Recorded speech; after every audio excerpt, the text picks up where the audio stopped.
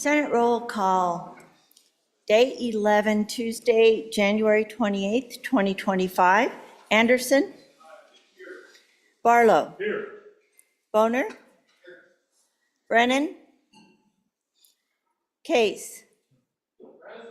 Brennan? Here. Cooper? Here. Crago? Here. Crum? Dockstetter? Driscoll? French? Guru? Hicks? Hutchings? Ide? Jones? Kolb? Landon? Larson? McEwen? Nethercott? Olson? Pappas? Pearson? Rothfuss? Salazar? Schuler? Scott? Smith? Steinmetz? Excused. Excused. Guru? Excused. Excused. President Beitman? Here.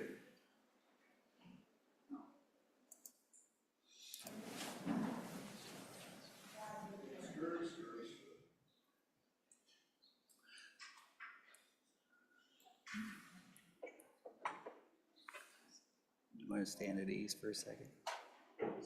Can you announce the roll call?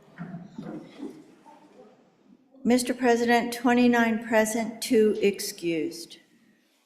Okay, Senate will stand at ease till the sound of the gavel.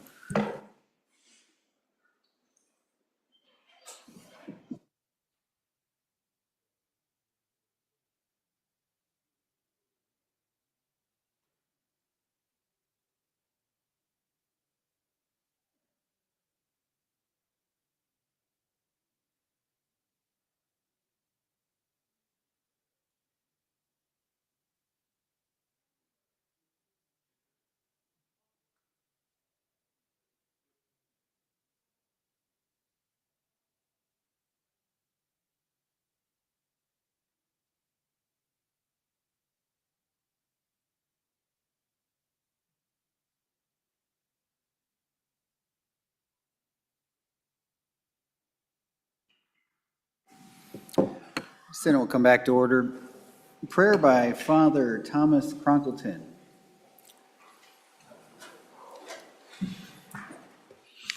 And let us pray. Lord Jesus, when you saw that your disciples were keeping the children from you, you became indignant and told them, "Let the children come to me, do not prevent them, for the kingdom of God belongs to such as these."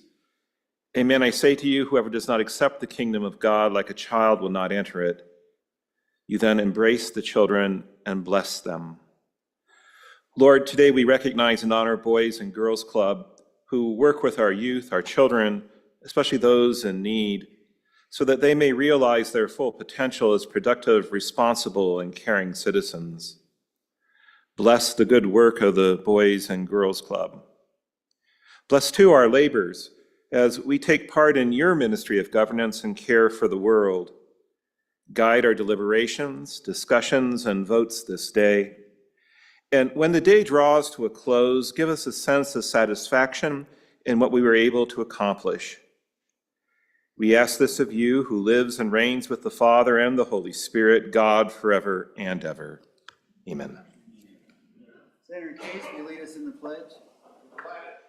Pledge allegiance to the flag of the United States of America and to the republic for which it stands, one nation, under God, indivisible, with liberty and justice for all.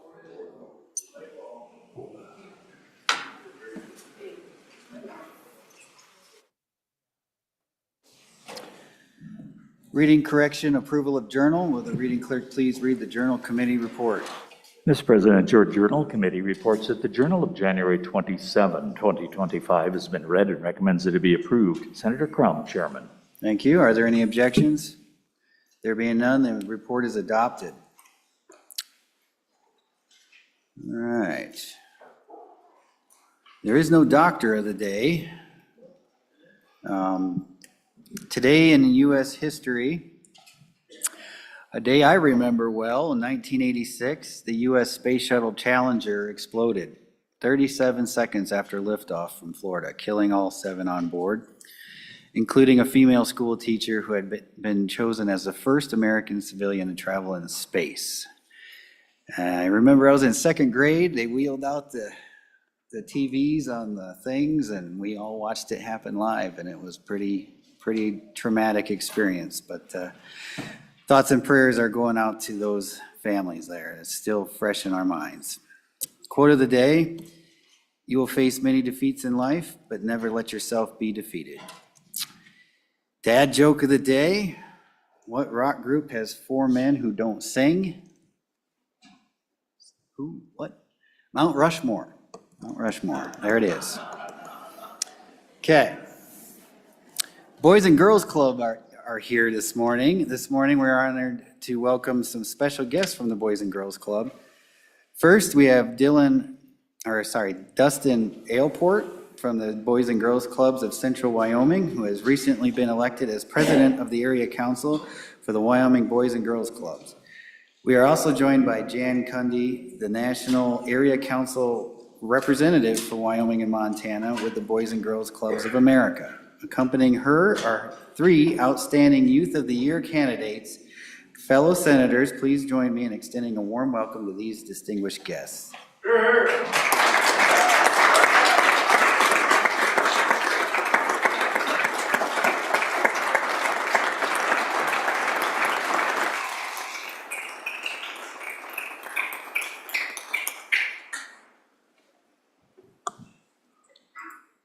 Good morning. Thank you all for letting us be here and help share our story and all of the good work that's done. Up in the gallery, we have our we have representatives, board members, staff, parents from all 7 of the organizations that we have here across Wyoming, and we serve over 15,000 youth across the state. Jace Bright is one of our finalists that's up here, and he's from Casper.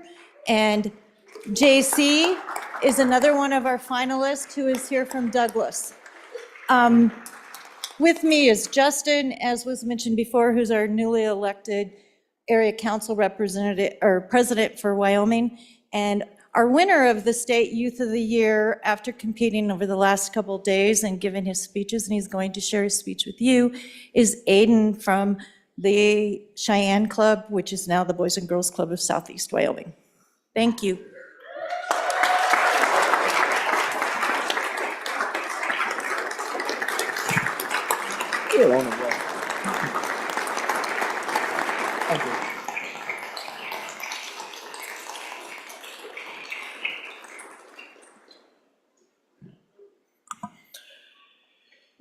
It feels like only yesterday that I was in 2nd grade, hearing the sound of a bottle clinking against the counter as my mother muttered nonsense.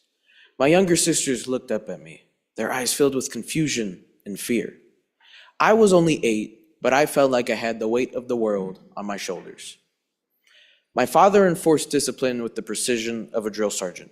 Mistakes were not just corrected, they were punished severely. Every chore had to be done to perfection. Every rule followed without question. For a child, it felt like I could just never be myself. The Boys and Girls Club of Southeast Wyoming became my escape from the chaos. At home, I had to carry the weight of adult responsibilities, making sure my sisters were fed, completing chores, and trying to manage the unpredictable moods. But at the club, that weight lifted. It became a place where I could just be myself, surrounded by adults I trusted and peers who made me feel seen and valued. The club did not just solely become an escape from the chaos, though. It became a place where I could dream, explore, and grow. One of my earliest moments of growth came from the lessons in teamwork I learned by playing the club's flag football. On the field, the air buzzed with excitement.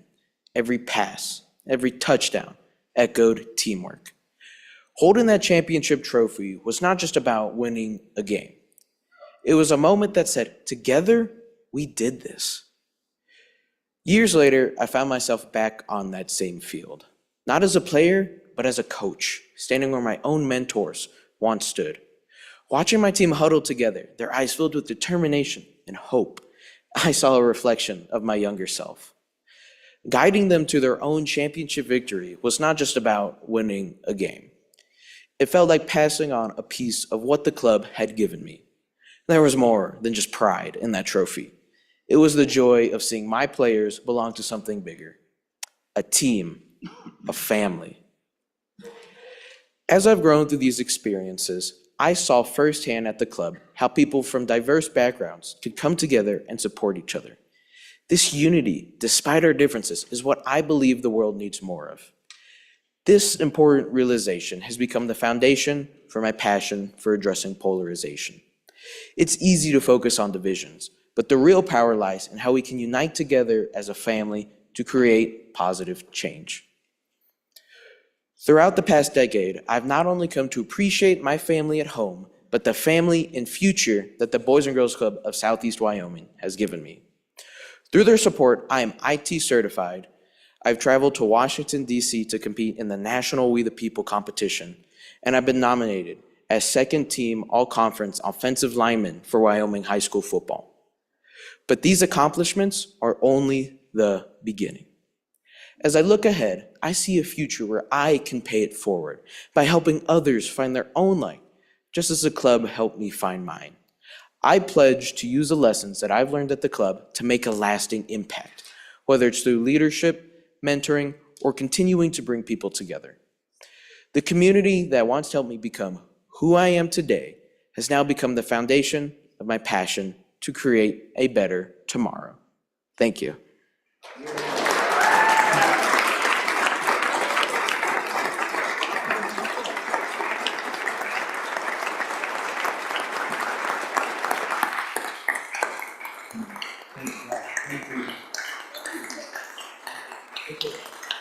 Well, thank you to the Boys and Girls Club for being here, and we wish you all the continued success.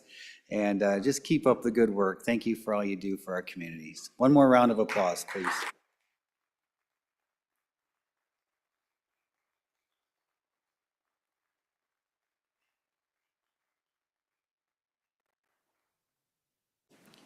Messages from the House. From the House of Representatives, January 27, 2025. Mr. President, House Bill number 79, bond elections voter threshold requirement, passed the House on third reading in an amended form. Ayes 57, noes 4, excused 1. Sincerely, Katie Talbot, House Chief Clerk. Thank you. Introduction, reading, and reference of bills. Senate File 182, first reading of the Senate File. Senate File 182, Property Tax Valuation Fair Market Value, sponsored by Senator Dockstader. Senate File 182 is assigned to Committee Number 3, Revenue. Senate File 156, first reading of the Senate File. Senate File 156, Expenditure of State Funds on K-12 Public Schools, sponsored by Senator Driscoll. Senate File 156 is assigned to Committee Number 4, Education. Senate File 173, first reading of the Senate File. Senate File 173, Educational Bankruptcy Act, sponsored by Senator Scott. Senate File 173 is assigned to Committee Number 4, Education. Senate File 178. Senate File 178, Fixing Reading Failure, sponsored by Senator Scott. Senate File 178 is assigned to Committee Number 4, Education. Senate File 165. Senate File 165, Cancellation of Registration Notice Amendments, sponsored by Senator Pearson. Senate File 165 is assigned to Committee Number 7, Corporations. Senate File 166. Senate File 166, Political Party Formation Amendments, sponsored by Senator Pearson. Senate File 166 is assigned to Committee Number 7, Corporations. Senate File 154, first reading of the Senate File. Senate File 154, Industrial Wind and Solar Projects Hearing Deadline, sponsored by Senator Boner. Senate File 154 is assigned to Committee Number 9, Minerals. Senate File 155, first reading of the Senate File. Senate File 155, Internal physician licensing, sponsored by Senator Driscoll. Senate File 155 is assigned to Committee Number 10, Labor. Senate File 157, first reading of the Senate file. Senate File 157, Department of Family Services Confidentiality Amendments 2, sponsored by Senator Olson. Senate File 157 is assigned to Committee Number 10, Labor. Senate File 175, first reading of the Senate file. Senate File 175, Unemployment Insurance Coverage, Period and Reporting, sponsored by Senator Kolb. Senate File 175 is assigned to Committee Number 10, Labor. Senate File 176, first reading of the Senate file. Senate File 176, Unemployment Compensation, Employer Contributions, sponsored by Senator Kolb. Senate File 176 is assigned to Committee Number 10, Labor. Senate File 158, first reading of the Senate file. Senate File 158, Virtual Credit Cards and Network Leasing Dental Services, sponsored by Senator Jones. Senate File 158 is assigned to Committee Number 10, Labor. Reports from standing committees. Mr. President, the following standing committee reports are dated January 27, 2025. Committee Number 2, Appropriations, to whom is referred Senate File 30, Wyoming's Investment in Veterans' Mental Health. Respectfully reports same back to the Senate with a recommendation that it do pass amended. Ayes, Senators Driscoll, Guru, Larson, Salazar, and Smith. Senator Salazar, Chairman. Mr. President, Committee Number 2, Appropriations, to whom is referred Senate File 88, 2025 Large Project Funding, respectfully reports same back to the Senate with a recommendation that it do pass. Ayes, Senators Driscoll, Guru, Larson, Salazar, and Smith. Senator Salazar, Chairman. Mr. President, Committee Number 2, Appropriations, to whom is referred Senate File 91, Petroglyph, Pictograph, and Historic Inscription Protection, respectfully reports same back to the Senate with the recommendation that it do pass. Ayes, Senators Driscoll, Guru, Larson, Salazar, and Smith. Senator Salazar, Chairman. Mr. President, Committee Number 10, Labor, Health, and Social Services, to whom is referred Senate File 113, Greater Opportunity Act, respectfully reports same back to the Senate with a recommendation that it do pass. Ayes, Senators Barlow, Crum, Hutchings, Scott, and Steinmetz. Senator Barlow, Chairman. Mr. President, Committee Number 1, Judiciary, to whom is referred Senate File 116, Anti-Money Laundering, respectfully reports same back to the Senate with a recommendation that it do pass amended. Ayes, Senators Crago, Hicks, Kolb, and Olson. Excused, Senator Crum. Senator Olson, Chairman. Mr. President, Committee Number 1, Judiciary, to whom is referred Senate File 122, Voyeurism Sex Offender Registration Amendment, respectfully reports same back to the Senate with a recommendation that it do pass. Ayes, Senators Crago, Hicks, Kolb, and Olson. Excused, Senator Crum. Senator Olson, Chairman. Mr. President, Committee Number 1, Judiciary, to whom is referred Senate File 133, Protection of Parental Rights Amendments, respectfully reports same back to the Senate with a recommendation that it do pass amended. Ayes, Senators Hicks, Kolb, and Olson. No, Senator Crago. Excused, Senator Crum. Senator Olson, Chairman. Mr. President, Committee Number 9, Minerals, Business, and Economic Development, to whom was referred Senate File 138, Energy Impact on Wyoming Economy Study, respectfully reports same back to the Senate that it do pass amended. Ayes, Senators Anderson, Cooper, Jones, and Rothfuss. Excused, Senator Nethercott. Senator Anderson, Chairman. Mr. President, Committee Number 9, Minerals, Business, and Economic Development, to whom was referred Senate File 144, Wyoming-Ireland Trade Commission, respectfully reports same back to the Senate with a recommendation that it do pass amended. Ayes, Senators Anderson, Cooper, Jones, and Rothfuss. Excused, Senator Nethercott. Senator Anderson, Chairman. Mr. President, your Committee Number 2, Appropriations, to whom was referred Senate File 168, Budget Reserve Account Repeal, respectfully reports same back to the Senate with a recommendation that it do pass. Ayes, Senators Driscoll, Guru, Larson, Salazar, and Smith. Senator Salazar, Chairman.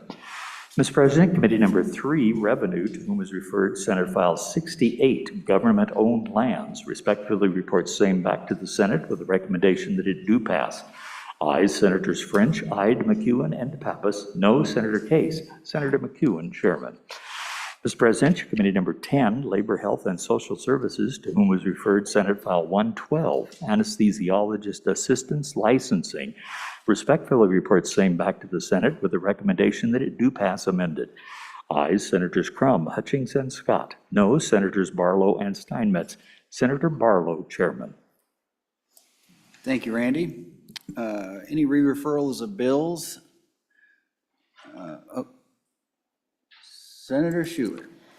Thank you, Mr. President. I would request that Senate File 112, anesthesiologist assistance licensing, be re-referred to appropriations. Absent objection, it is so ordered. Senate File 112.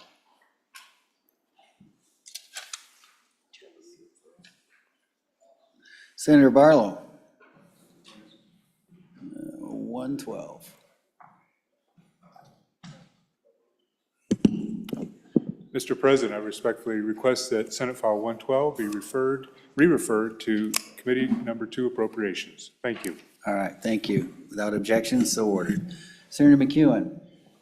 Thank you, Mr. Chairman. I would like to re-refer Senate File 68, Government-Owned Lands, to Committee Number 2 Appropriations. Absent objection, it is so ordered. Senate File 68 has been re-referred to Committee Number 2 Appropriations. Mr. Vice President. Mr. President, point of personal privilege when that is appropriate. Sure, floor is yours. So, honorable members, we have in the gallery the Wyoming Community Service Providers. For those of you who don't know, the Wyoming Community Service Providers are a statewide association of providers of home and community-based services for people with intellectual and developmental disabilities and acquired brain injuries. The mission of the WCSP is to provide ethical leadership that promotes best practice, innovation, and access to opportunities for choice for people with disabilities. And it's headed up by Mr. Jeff Gardner. If you could give a warm Senate welcome, appreciate it.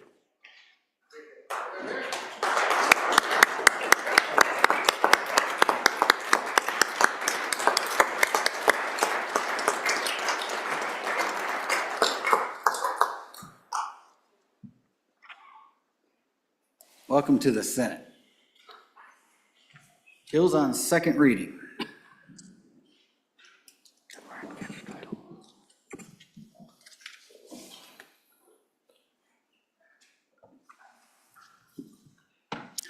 Senate File 17, second reading of the Senate file. Senate File 17, Carbon Dioxide Enhanced Oil Recovery Stimulus. There is an amendment. Will the reading clerk please read it in? Senate File 17, second reading amendment number 1, page 6, line 9, delete. Senator Boner. Thank you, Mr. President. I move second reading amendment number 1, Senate File 17, ask for your favorable consideration. Ladies and gentlemen, this is an extension of our conversation we had on this bill yesterday. Basically what the amendment does is it contemplates the possibility that our federal partners close the gap between carbon CO2 sequestration credits between deep sequestration and sequestration used for enhanced oil recovery by something less than the complete amount. So say currently the gap is at $25 per ton, say that ends up being the difference being $20 a ton, $15 a ton. There's going to be a proportional change that keeps track with that circumstance. So basically it's just a dollar for dollar reduction from the current $25 differential up to $15. If the gap is less than $15, then the whole thing goes away. And discussing this concept with my colleague from Albany County, you get less than $15, all of a sudden that economic incentive sort of disappears. So just a little bit more refining of this concept and kind of future-proofing it. We don't know what our federal partners are going to do, even though it seems likely they may elect to make everything exactly. Even if that's the case, then nothing changes with the intent of the bill and the execution of the bill. Furthermore, it's important to note that we will also, if we do have a partial adjustment, we'll also adjust the backfill. That's on page 1, line 36 and 38 of the amendment. So adjust both the incentive that we're giving up front and the backfill on the other side of it. So this is a way of future-proofing the policy, recognizing the volatility of these credits. I'll stand for any questions. Any questions? Any discussions? Senator Rothfuss. Thank you, Mr. President. I appreciate the sponsor chatting about this. It makes sense. It's structured. It just provides for that third possibility where Congress makes some changes to 45Q, but it isn't just a full equalization. So I think this math works out nicely, and I appreciate the amendment being brought by the good sponsor. Any further discussion? Sensing you're ready for the question, all those in favor of Senator Boner's motion to adopt second reading amendment number 1 to Senate File 17, please signify by saying aye. All those opposed? The amendment has been adopted. Back on the bill. Senate File 17, having been read 2 separate times, the question is, shall the bill be read a third time? Hearing no objection, it is so ordered. Senate File 39, second reading of the Senate file. Senate File 39, automatic transfer of automobile title upon death. Senate File 39, having been read 2 separate times, the question is, shall the bill be read a third time? Hearing no objection, it is so ordered. Senate File 62, second reading of the Senate file. Senate File 62, restrooms in publicly funded schools 2. There is an amendment. Will the reading clerk please read in the amendment? Senate File 62, second reading amendment number 1, delete. Senator Olson. Thank you, Mr. President. I move second reading amendment number 1 to Senate File 62 and do ask for your favorable consideration.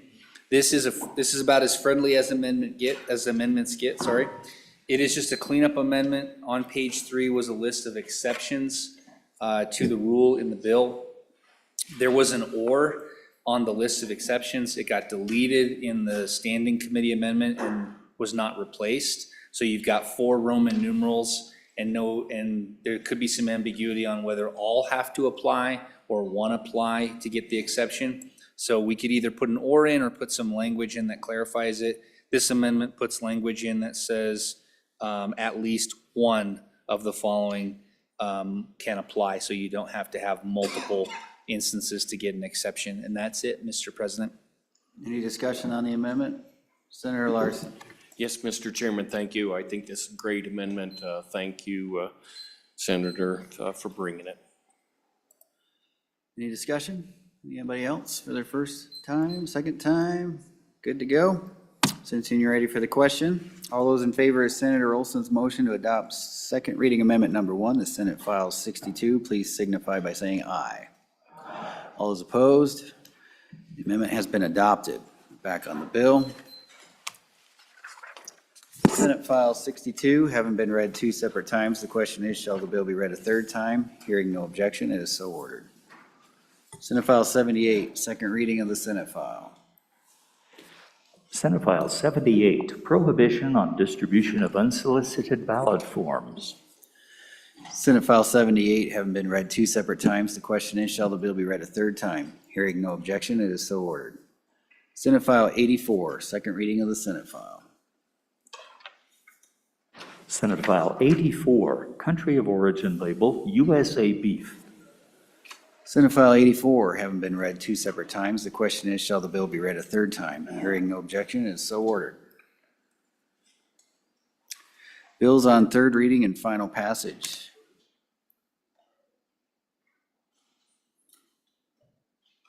Second. Oh, one more on second. All right, we had one hiding in the drawer here. Senate Joint Resolution 3, second reading of the joint resolution. Actually, no, that was on third. We did that second yesterday. No? SJ1, gotcha. All right. Senate Joint Resolution 3, commemorating Nellie Taylor Ross. Oh, yeah. Senate Joint Resolution 3, having been read 2 separate times, the question is, shall the bill be read a third time? Hearing no objection, it is so ordered. Okay, that takes us through second reading. Bills on third reading and final passage. Madam Majority Floor Leader, do you have a consent list? Mr. President, I move the third reading consent list, which is as follows. Senate File 9, Restoration of Rights Amendments. Senate File 10, Settlement Agreements for Minors, Parental Authorization. Senate File 24, Special License Plates for Multipurpose Vehicles. Senate File 41, Federal Acts, Legal Actions Authorized. Senate File 55, Third-Party Filers. Senate File 58, Elimination of Sales Tax on Firearms. Senate File 74, immunity for drug overdose reporting. Senate File 102, surviving parents of Gold Star veterans exemptions. Senate Joint Resolution 1, Convention of States. Would anybody like any of these bills removed from the consent list? Okay.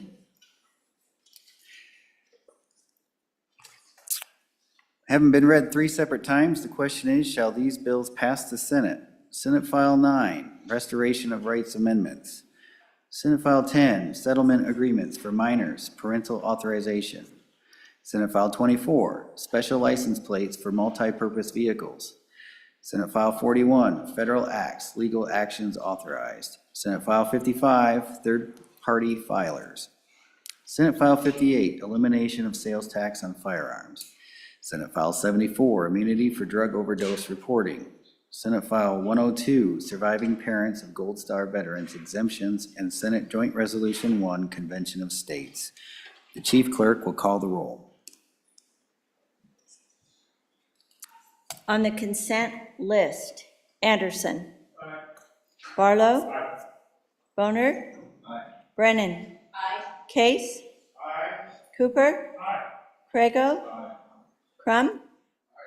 Dockstetter. Driscoll. French. Grew excused. Hicks. Hutchings. Ide. Jones. Cole. Landon. Larson. McEwen. Nethercott. Olson. Pappas. Pearson. Rothfuss. Salazar. Schuler. Scott. Smith. Steinmetz excused. President Beitman. Aye. On the consent list, 29 aye, 2 excused.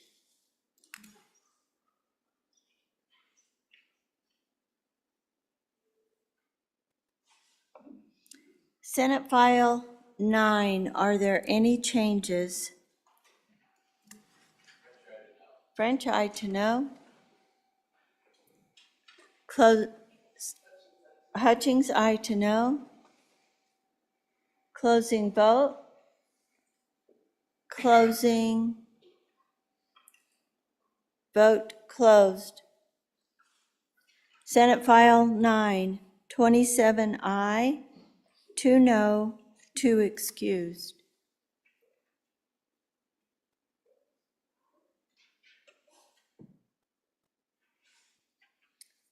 Senate File 10, are there any changes? Closing vote. Closing.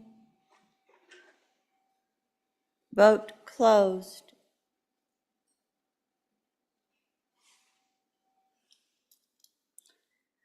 Senate File 10, 29 aye, 2 excused.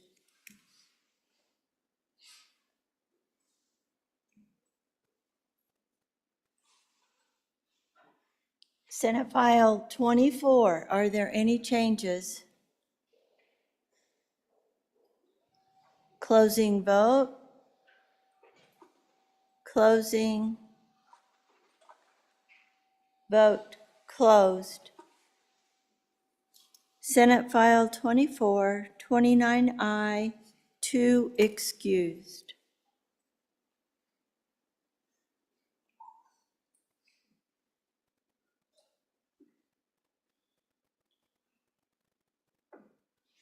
Senate File 41, are there, Case, aye to no. Nethercott? Aye to conflict. Barlow, aye to no. Scott? No. Pappas, no. Cooper? No. Landon? No. Schuler? No. Crum? No. Craigo? No. Olson? No. Rothfuss? No. Anderson? No. Driscoll? No. Brennan, no. Closing vote. Closing. Vote closed. Senate File 41, 14 aye, 14 no, 2 excused.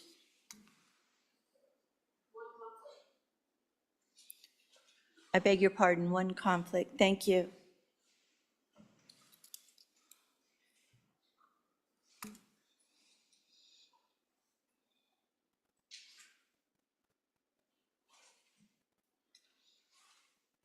Senate File 55, are there any changes? Craigo? Aye to no. Barlow? No. Closing vote. Closing. Vote closed. Senate File 55, 27 aye, 2 no, 2 excused.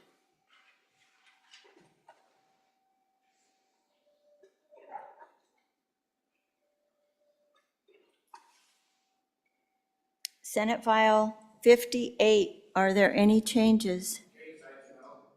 Case aye to no. Rothfuss aye to no. Scott no. Pappas no. Closing vote. Closing. Vote closed. Senate File 58, 25 aye, 4 no, 2 excused.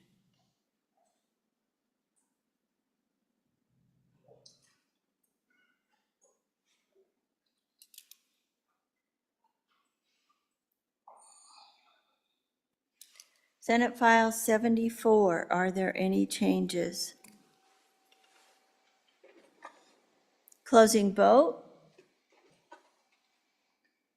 Closing. Vote closed. Senate File 74, 29 aye, 2 excused.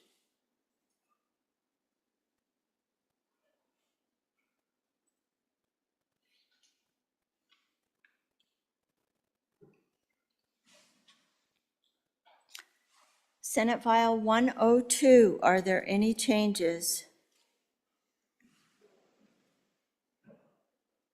Closing vote.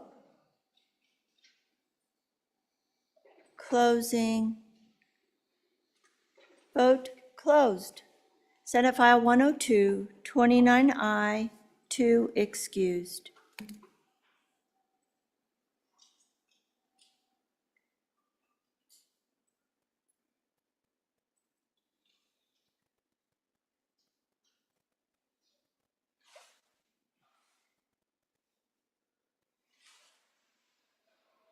Senate Joint Resolution 1, are there any changes? Anderson, aye to no. Rothfuss? Aye to no.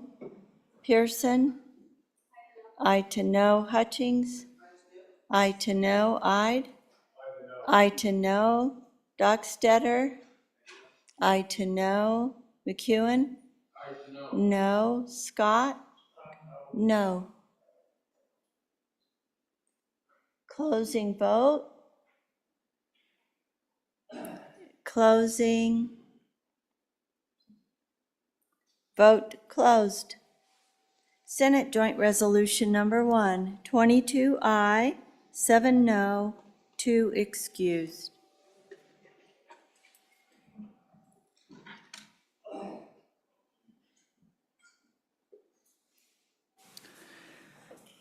Having received the affirmative vote of the majority members elected to the Senate, Senate File 9, Restoration of Rights Amendments, Senate File 10, Settlement Agreements for Minors, Parental Authorization, Senate File 24, special license plates for multi-purpose vehicles. Senate File 55, third-party filers. Senate File 58, elimination of sales tax on firearms. Senate File 74, immunity for drug overdose reporting. Senate File 102, surviving parents of Gold Star veterans. Exemptions and Senate Joint Resolution 1, Convention of States, have passed the Senate. Senate File 41, having failed to receive the affirmative vote of the majority members elected to the Senate, Senate File 41, federal acts, legal actions authorized, has failed to pass the Senate. Bills on third reading.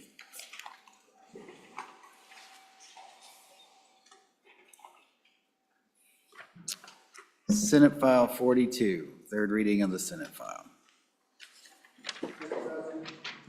Yeah, we'll get it. Senate File 42, Resort Hotel Liquor Licenses, an act relating to alcoholic beverages, sponsored by Senator Carew. Senator Hicks. Yeah, Mr. President, I request that Senate File 42 be laid back for one day. Absent objection, Senate File 42 has been laid back for one day. Senate File 51, third reading of the Senate file. Senate File 51, Wyoming Telecommunications Act revisions, sponsored by the Corporations Committee, an act relating to the Wyoming Telecommunications Act.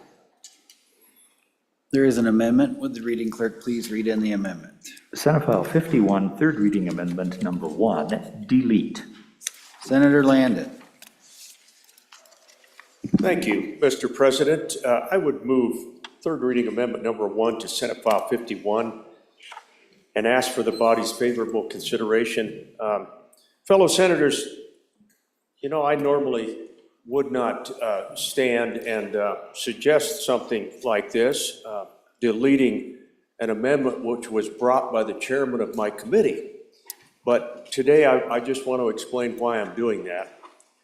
This was a change in the price, you might remember. All of this is related to the Universal Fund, which helps companies and those out in the furthest reaches of our rural communities to receive a break. And it's something that we help them to do, and it's called the Universal Fund. This the Universal Service Fund is all about a process by which the telecommunication company, Mr. President, can submit the proper paperwork to be refunded for the cost of getting service all the way out there to the rural reaches of our state. Well, what happened on Committee of the Whole is my good friend, the chairman, was going so well, he passed a couple of amendments, and then he went ahead and passed a third one. Well, this third one might have just gotten out over the tips of our skis a little bit, and the reason is, if you read the statute, it's all about this price benchmark, and it shall be a certain amount, which in this case is in the statutes at $30, unless otherwise adjusted by the commission. This is the Public Service Commission. Pursuant to this subsection, the commission shall review the price benchmark every few years. It shall adjust the benchmark as necessary to assure that it approximates 130% weighted average, blah, blah. Well, that is something we did not do on Committee of the Whole. We kind of went away from the process, Mr. President, and so that's why I suggest this amendment to take this back to the amount that is stated in the statute and allow for, in the coming year, if we so desire, we could ask the Public Service Commission to take another look at this. So that would take this back from the amendment of $40, take it back to $30. It's going to have a couple of ramifications, folks. It's going to obviously help those companies to provide that service, but it's also going to avoid driving up the cost of a local service to those rural customers. And doing that on an amendment, I thought, might not be the way to go. I feel like the statute spells out the process pretty well, and so I bring you this suggested amendment to take that back to the $30 versus the $40. Let's protect those customers and take a little bit better look at it through the commission. So Mr. President, I'd ask for your support on the amendment. Thank you, Senator. Discussion on the amendment. Senator Case. Mr. President, I'm really privileged to chair the greatest committee that we have in this Senate. I really think so. Great work, they work hard, good people. Once in a while, they come up with a clunker of an idea, but my good friend from Natrona County. So that $30, Mr. President, that goes back to 2015. So 10 years ago, it was $30. Nobody's had any emphasis to move off that. Once you sit on a number over there, they stick to it. And that's one problem, is that if we go to $40, 25% increase for a subsidized service that people all over the state pay for, it's not going to be the end of the world, and it will reduce the size of the Universal Service Fund by about half. And so that means we'll transfer less money. It might drive up the rates a little bit in rural areas, but also drive people towards alternatives that weren't available 10 years ago. Now, the other thing this amendment does is it cuts out the other part of the amendment I offered the other day was that we would only fund a single line. You remember that discussion? That's included in this too, so that would go away. We don't have a very good handle on how many people have multiple lines that are receiving a subsidy. Probably not very many in the residential world, probably are some in the commercial world. And so now you could have any number of lines if that amendment goes away, and you would receive the same subsidy. So with that, I'd ask you to resist this, and appreciate your consideration, Mr. President. Thank you. Anybody else for their first time before we go back to the sponsor? All right, nobody's taken me up on that offer, so back to you, Senator Landon, for your second time. Thank you, Mr. President. And my apologies for not pointing that out in the amendment, fellow senators. The chairman is right. The Committee of the Whole amendment did provide that the credit is given to only one line for each customer or household. There again, folks, we don't know how many of those lines include a two-service line, for example. In this day and age, some of those very rural customers may have a couple of lines in there. If the telecommunications company is able to provide those, it's a pretty expensive service to get it out there to people.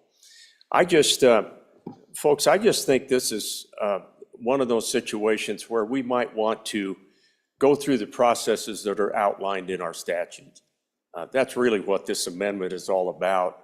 The Public Service Commission takes a look at these rates always. It is a universal fund, and the chairman is absolutely right. This is something that we subsidize a little bit to help our folks in Wyoming that live way out in the hinterlands. And I think we want to do that for them. In many cases, this is all they have is a local phone service that's all the way out there to them. They have to, over and above this, they have to get their other services if they want satellite, for example, and all of the things that we have come to know and love in this day and age. But this is still a pretty expensive line when you consider that that one line only allows a few local phone calls. So I would ask that you support the amendment. Let's get it back to the $30 threshold. I think that's appropriate. It keeps our rural customers with some comfort that their bills aren't going to spike by about $10 a month. So thank you very much. Thank you, Senator. Okay. All those in favor of Senator Landon's motion to adopt third reading amendment number 1 to Senate File 51, please signify by saying aye. Aye. All those opposed, no. No.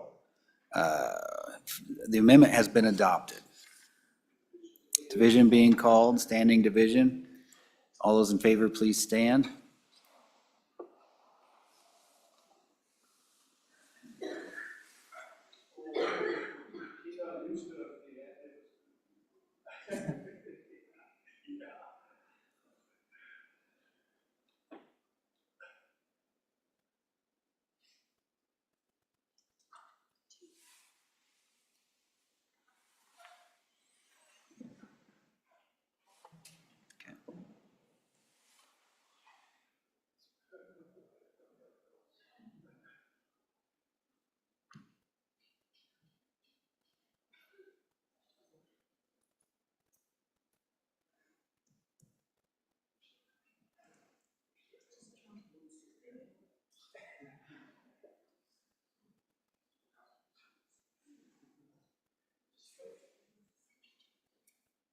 22.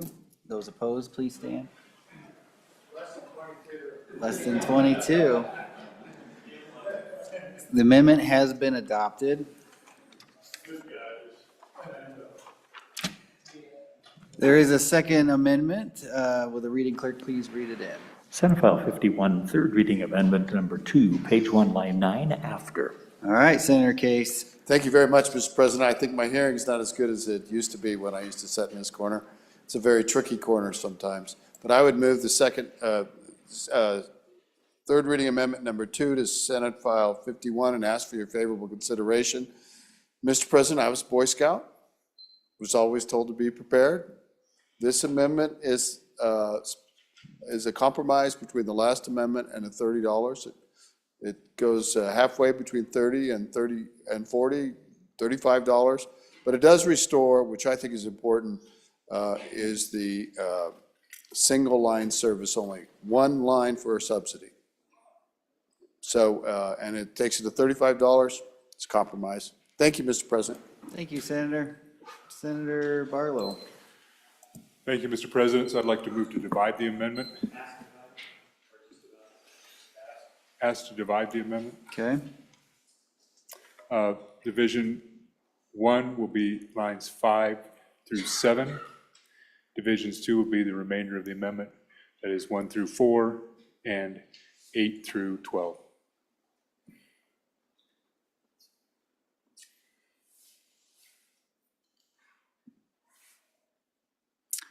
Appears to be divisible. Which division would you like to take up first? Mr. Chairman, I'd like to take up Division 1, which is 5 through 7, Mr. Chairman. Okay. Mr. President.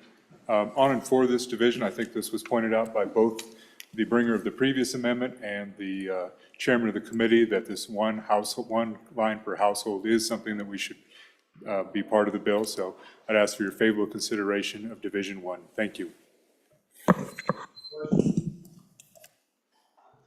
Question being called. All those in favor of adopting Division 1 to third reading amendment number 2 to Senate File 51, please say aye. Aye. All those opposed? No. Division 1 has been adopted. Senator Barlow, Division 2. Thank you, Mr. President. Division 2, I guess the last amendment was a dime. This one's a nickel. You can do what you want with this one, Mr. Chairman, Mr. President. Discussion on Division 2, Senator Scott. Mr. President, I urge us to adopt Division 2. I think it is a reasonable compromise. There has been significant inflation, and this will reduce the cost of the Universal Service Fund. So, Mr. President, I urge adoption. Any other discussion on Division 2? Question being called. All those in favor of Division 2 say aye. Excuse me. All those opposed? No. Division 2 has been adopted. Back on the bill. Anybody want to speak on the bill? Senator Case. Mr. Chairman, or Mr. President, I just had a really delightful conversation with our chief clerk this morning before session, and she, like me, worked for the largest company in the world. It was AT&T and the Bell System, one of their regional companies, back quite a few years ago. When I was first kind of in school, telecommunications was the hottest issue. It was everything that electricity is today and more. And we proceeded through all these changes in the industry that brought us all these dynamics and all these changes from with AT&T being broken up and all these different companies with the advent of fiber optics, wireless data services, it's a brave new world. It's a brave new world that is good for Wyoming in this because good communications removes the obstacles of distance. And in this time, we can be proud of the system and the companies that we have. We can be proud of the work we've done in the telecommunications area, but we can also be proud that we've applied the hand of regulation lightly. And this bill continues to do that. It's been a successful effort. Urge your adoption. Thank you. For your first time, Senator Ide. Thank you, Mr. President.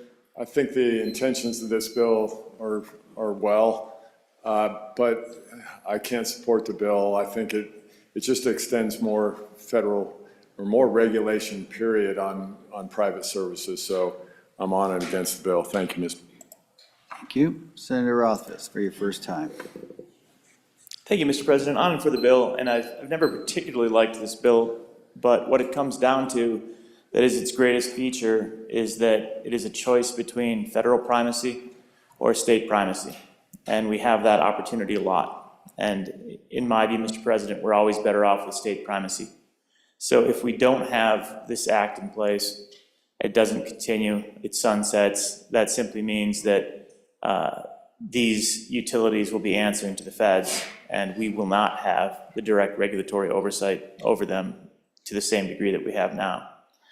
So again, while it would be nice if we could finally move past and kind of get by the Telecommunications Act, I don't think we have a choice. Much like many of the other acts where we choose to take primacy, even if we don't like the details necessarily of what we're holding primacy over, we do it because we know that the state of Wyoming can do it more effectively, more efficiently, and represent the people of Wyoming's interests better when we have control over it. This is one more of those spaces. So once again, I'm gonna hold my nose and vote for the Telecommunications Act, Mr. President. Thank you. Anybody else for their first time before we go to Senator Ide for a second? Senator Ide. Thank you, Mr. President. I'll be short here. Good comments from good colleague from Ivory Tower.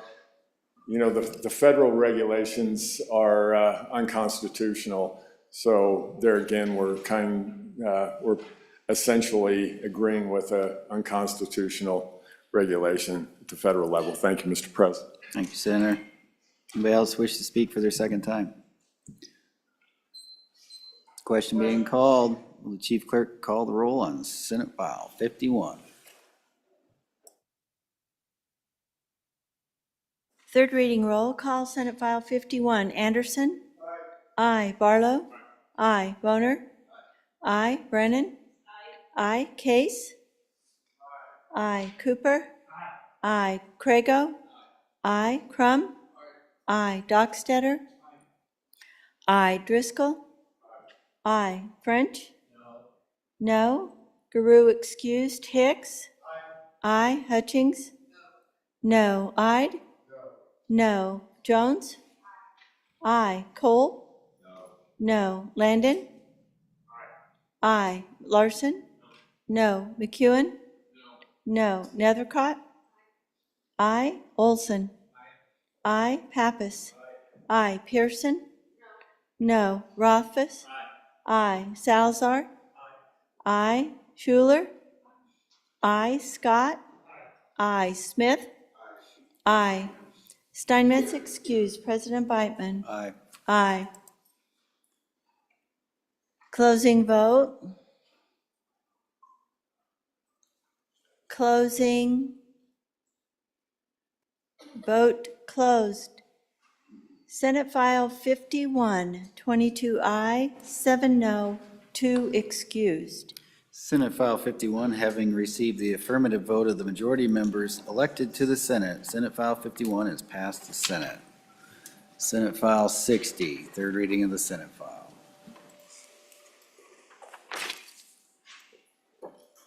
Senate File 60, Sales Tax Distribution Rates, an act relating to sales and use tax, sponsored by Senator French.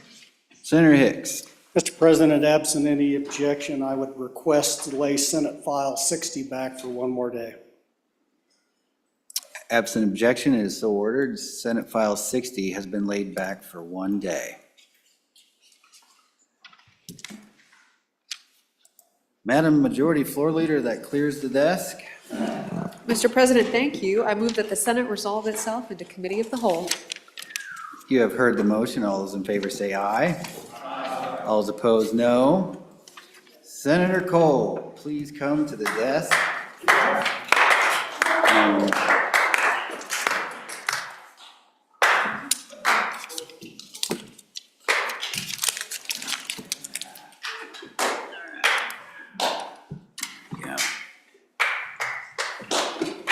right. The whack She's the all big yours. Yeah. Bring us home.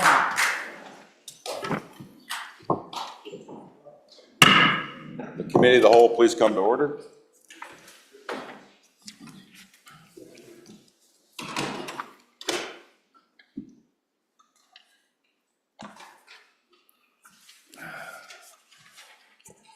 The first bill for our consideration is Senate File 79. Will the reading clerk please read the bill?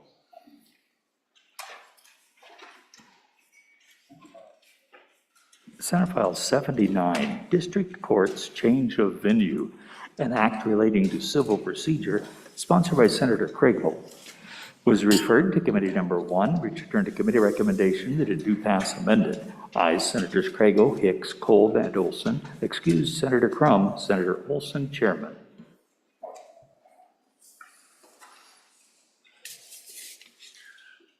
Senator Olson. Thank you, Mr. Chairman. I move that when the committee of the whole rises to report that it do so with the recommendation that Senate File 79 do pass. There is a standing committee amendment, which I would ask to be read in at this time. Senate File 79, Standing Committee Amendment Number 1, page 2 after line 4, insert. I would move adoption of Standing Committee Amendment Number 1 to Senate File 79. All this Standing Committee Amendment does is give rulemaking authority to the Supreme Court, which is the body of government that is relevant to the change in statute that's being made in this bill. And with that, if there are no questions, I would call for the question on the Standing Committee Amendment. Any questions? Anybody? No? Okay, then I call for the question. All those in favor of Senate File 79, Standing Committee Amendment Number 1, please say aye. Aye. Those opposed? Standing Committee Amendment 1 passes. Committee of the whole.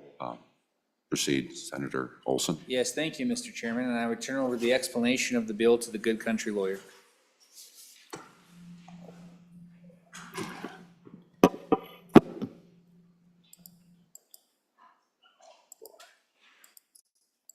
Senator Craigle. Thank you, Mr. Chairman. Good senators, today I bring to you Senate File 79, District Court's Change of Venue, and ask for your favorable consideration. This bill came to us from some of our good friends in the legal profession. It's a fairly simple bill, and it relates to the venue of district court civil cases.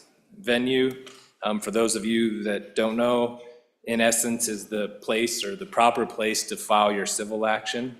If you look through the green books, in Title I, Chapter 5, there are several, actually many provisions related to where you can actually file your civil case.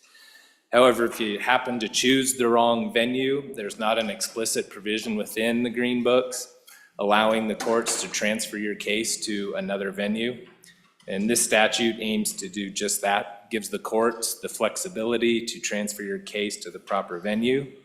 It also creates a savings clause so that if you happen to file in the wrong venue, your original filing date of when you filed your civil action controls the filing date. It's used to determine whether you have filed your case prior to the statute of limitations. And this is coming to us because some time back there was actually a Supreme Court case that said our district courts don't have this ability, and if we want to give them that ability, the legislature needs to act. And so that's what we're doing here. And just running through the bill very quickly, Mr. Chairman, page 1, the bottom there, lines 11 through 14, that's creating the right of our courts, district courts, to transfer venue. And on page 2, that at the top there, that is the savings clause. So really 2 provisions, very simple, and I would stand for any questions that the body may have. Questions? Seeing none, anyone call for the question? Are you ready for the question? All those in favor of Senator Olson's motion that when committee of the whole rises to report it, do so with a favorable recommendation of Senate File 79, please say aye. Aye. Those opposed?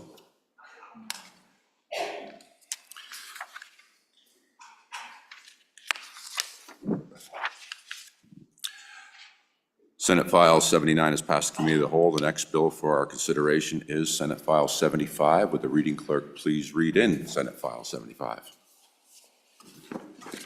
Senate File 75, Coroner Investigations, Disposition of Decedent's Property, an act relating to county coroners, sponsored by Senator Case, was referred to Committee Number 1, which returned to committee recommendation that it do pass amended. Ayes Senators Craigo, Hicks, Cole, Van Olson, excuse Senator Crum, Senator Olson, Chairman.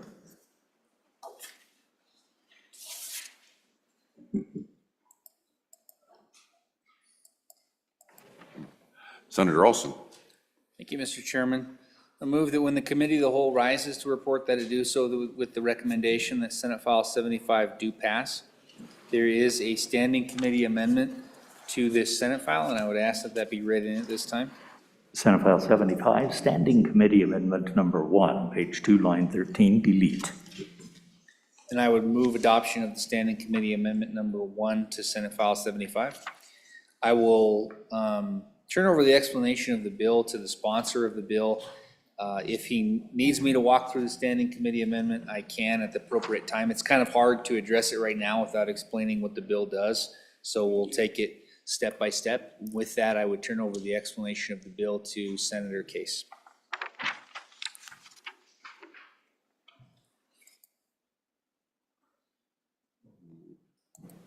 Senator Case. Thank you very much, Mr. Chairman, and I think it'd be a good plan to just let me do the bill and then go back to the good committee chairman for the standing committee amendment. Mr. Chairman, I'm going to explain this bill to you by reading exactly what the existing statute says. And this is under 74207, disposition of body and effects of deceased. The coroner shall, within a reasonable time after completing the investigation, turn over to the appointed personal representative of the estate of the deceased, or if none, all money or other property, if none, to the clerk of the district court of the county, all money or other property found upon the body of the deceased, personal items valued at less than $50, and items necessary for the convenience of the deceased's next of kin may be released to the deceased next of kin. That's the law now. That's the way it is. It says the coroners should turn this stuff over to the clerk of district court. I'm not sure really where the history of that came from, but if you look in our Constitution, the clerk of district court is a constitutional officer. And they are actually formulated. At one time, they had great responsibilities for the care and courts all across Wyoming. And I'm not saying they don't have great responsibility now, but what I'm saying, they sort of functioned as a quasi-administrative agent out in the field in those days. But that's not practical, and that's not the way it works now. Coroners handle property, clerks of court don't. And so this makes that clear by explaining the responsibility there, and then provides a little bit more framework in a new paragraph about that. So the new language will say, the coroner shall, within a reasonable time after completing the investigation, turn over to the appointed personal representatives of the estate of the deceased, or if none, the coroner shall dispose of all money or other property found upon the body of the deceased in accordance with subsection C of this section. And there's that little bit about the $50. C talks about if there is no personal representative of the estate, and if the deceased next of kin does not claim the money and property found upon the body of the deceased within a reasonable time, the coroner shall cause the property to be sold at public auction to the highest bidder or by any other means of sale adopted by the county in which the investigation occurs. All money and any proceeds from the sale or auction of the property shall first be used to pay the expenses of the burial in accordance with subsection A of this section. Any remaining money and proceeds shall be deposited in the county's general fund. That is the bill. It clarifies responsibilities between the coroner and the clerk of court. And it also specifies that the counties can, it can either be an auction or they can come up with another way to dispose of the property. I don't think an auction is always the best plan, so don't think that that's always automatically. We're often talking about people with very little possessions, and some of the possessions, it's more of a disposal kind of situation. These are tragic situations upon the death of someone who has no next of kin. And so with that, I think we can go back to the standing committee amendment, and I'm happy to visit more.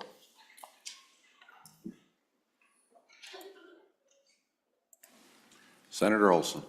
Yes, Mr. Chairman, on the standing committee amendment, which really does two things. The first thing it does is on line 13 of page 2, and it deletes the language reasonable time and replaces it with 180 days. What that does is it basically says that in the time that there's a determination that there's no personal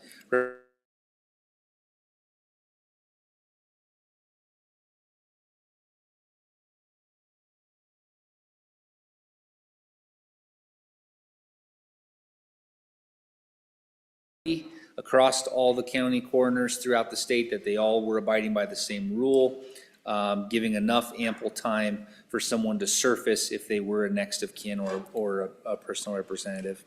And then the second thing that it does is at the bottom of page 2, line 20, we insert in excess of $50 and insert language about the treasurer's unclaimed property. So all we're doing here is saying that if there is an auction and the coroner sells something, they first pay off the burial expenses. Whatever's left, if it's more than $50, goes to unclaimed property. If it's less than $50 by default, it would just fall into the general fund of the county. And that's the standing committee amendment. I'll certainly take any questions, Mr. Chairman. Questions? Questions? Senator Ralphus. Thank you, Mr. Chairman. Why the $50 threshold for transferring it to unclaimed property? I do understand use the proceeds first to pay for costs. That makes some sense. But then if there's $50, somehow that would go to the county's general fund instead of unclaimed property. I guess I don't understand why it wouldn't all go to unclaimed property. I mean, I think I've got a $2.13 unclaimed property right now, even as we speak, that I could go claim if I was enthused enough about it. So I know they manage very small amounts of money. So a little discussion on that. I do appreciate the looking to the unclaimed personal property, or excuse me, the unclaimed property division of the treasurer. So thanks for that. I support the amendment, but I'm curious about that $50 threshold. Senator Craigo. Thank you, Mr. Chairman. Just to respond to the $50 question from the good senator. So what we were trying to do is reduce the workload on our local county officials. And so there's no science on that number. We just figured anything above that should go to unclaimed. Less than that, we're probably taking more time and effort for our local county officials to actually fill out the paperwork and get it submitted to the unclaimed property division. I think that numbers could be changed if you wanted to lower it or raise it, but that was our thought in committee. Thank you, Mr. Chairman. Further questions? Senator Hutchings. Thank you, Mr. Chairman. Just a quick one on the auction. Is that usual, unusual to have an auction? I like that it can go to the unclaimed property, but just a little concern on the auction. Thank you.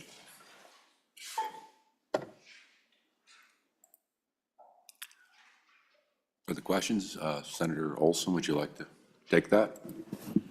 Mr. Chairman, I can speak a little to it. The bill sponsor might know more than I do on this one. The amendment doesn't really touch the public auction. That's part of the original bill. But the whole idea is to have a mechanism to liquidate the assets. The scenario that we're most likely running into, these are indigent people who are estranged from their family. They might pass with a pocket watch and $50 in their pocket or something like that. So they might, but in that scenario, they probably use the and other means clause and end up just pawning the watch or something like that. The other possible scenario that we apparently learned about is they can actually pass with a vehicle.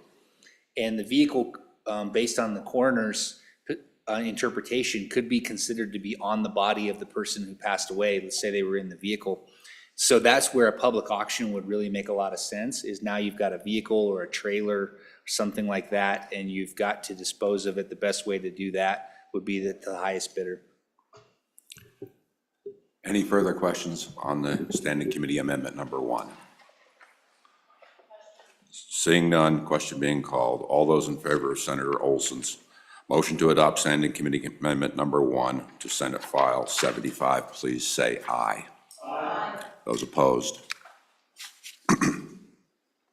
Motion to adopt Senate Committee Amendment of the Whole, Amendment number 1 to Senate File 79 has passed. We are back on the bill. Question being called. All those in favor of Senator Olson's motion to adopt Senate File 75 to Committee of the Whole, please say aye. Those opposed? Senate File 75 has passed Committee of the Whole. The next bill for our consideration is Senate File 109. Would the reading clerk please read in Senate File 109, please? Senate File 109, open enrollment within Wyoming school districts, an act relating to education sponsored by Senator Brennan. It was referred to Committee Number 4, which returned to committee recommendation that it do pass amended. Ayes, Senators Brennan, Olson, Rothfuss, Schuler, and Scott. Senator Schuler, Chairman.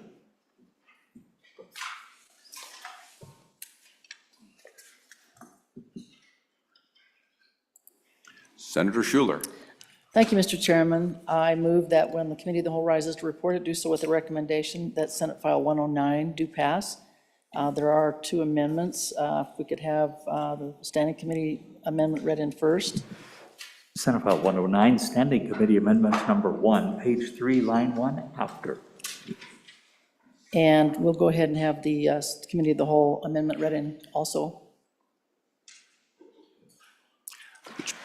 Senate File 109, Committee of the Whole Amendment Number 1, page 2, line 23, after.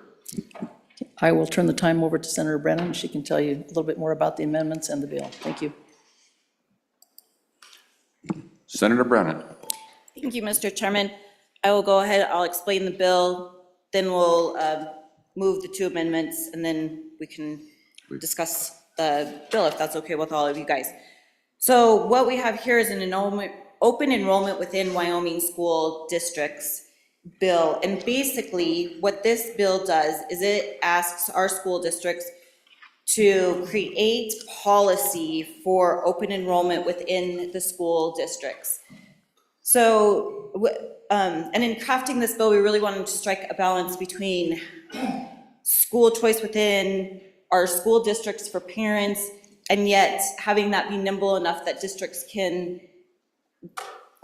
make this policy the best for them. So what this would do is each school district would adopt a policy so that students can enroll in any school within that district that they want to.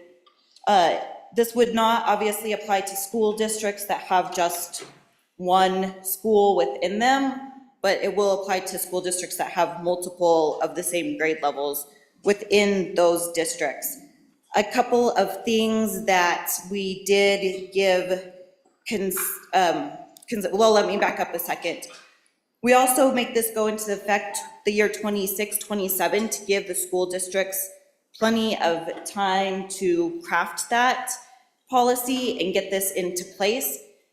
And then on page 3, up at the top, you'll see that we are asking schools to give priority to students who live closer within that school's district and to siblings who go within to that school. And then I would like to move the committee amendment number 1 to Senate File 109 and ask for your favorable consideration.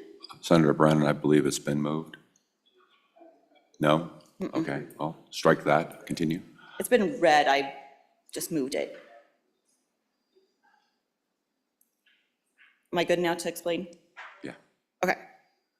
So what our committee amendment would do is that some school districts will have schools that are going to be special based programs, like they might have a dual language program or something else that fits like a certain niche within those. So we would ask that this says that we would ask that pupils participating in a school-based education program would also be given consideration there. It would go page 3, line 1, after the Wyoming statute 21-4-301C Romanet 2 we would just insert this language into that. And I would stand for any questions on the amendment. Further questions about Standing Committee Amendment Number 1 to Senate File 109? Seeing none. All those in favor of Senator Schuler's amendment to move Standing Committee Amendment Number 1 to Senate File 109, please say aye. Aye. Those opposed? Senate File 109, Senator Schuler's amendment for Standing Committee Amendment Number 1 to Senate File 109 is passed to Committee of the Whole. Back on the bill. Okay, now I'm going to move that Committee of the Whole Amendment Number 1 to Senate File 109 and ask for your favorable vote for this. Do we need to, we need to have this one read in. Could we have this amendment read in, please? You did read it in. Okay. So I'd ask that we would move Standing Committee Amendment Number 1 to Senate File 109, and again, ask for your favorable aye vote. On this, we go to page 2, lines 23, and after the word "to," we insert pupils who attended the school the previous year. Again, this goes with that, asking the school districts that this is just kind of common sense, that if you attended the school the year before and you want to go to the same school the next year, that you get priority over that. And I will take any questions on this. Further questions on Committee of the Whole Amendment? Question being called. All those in favor of Senator Schuler's motion to adopt Committee of the Whole Amendment Number.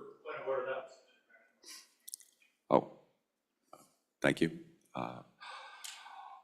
All those in favor of Senator Brennan's motion to adopt Committee of the Whole Amendment Number 1 to Senate File 109, please say aye. Aye. Those opposed?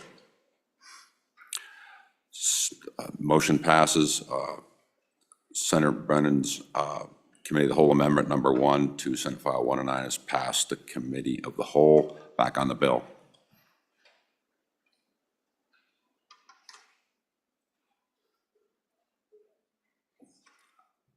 Senator Boner. Thank you, Mr. Chairman. Appreciate the efforts of my colleague from Laramie County. Certainly agree with the ideas here put forth in the bill. Just had more of a technical question. We had a similar bill 2 years ago that did the exact same thing for active duty military dependents. So I'm just wondering, is that something that now we should probably look at repealing if it's going to apply to everybody? We're allowing this policy for everybody, or are there some sort of differences between the two sections of statute that would require us to consider to keep the provisions of that bill? Certainly looking forward to work with the sponsor either way, but it seems like that we might have two different programs to do similar things for different groups of people, and just make sure that we're deconflicted there. Further questions? Senator Barlow. Thank you, Mr. Chairman. So my inquiry is about whether there was a discussion about the transportation. If you're from a very urban community, maybe all the schools are within 10, 20 blocks of each other. If you're from a rural district, a grade school might be 100 miles from the one that you get chosen. So that has an implication, potential fiscal impact and logistical impact on the district, fiscal to the state because we reimburse transportation 100%, logistical to the county because then they have to figure out how to get a student who's on the south end of, say, my county to a school who's on the north end, if that were so the choice. So I just throw that out there as just food for thought as we consider this bill. Thank you, Mr. Chairman. Further questions? Senator Scott. Mr. Chairman, in answer to that, my county uses this kind of a system already.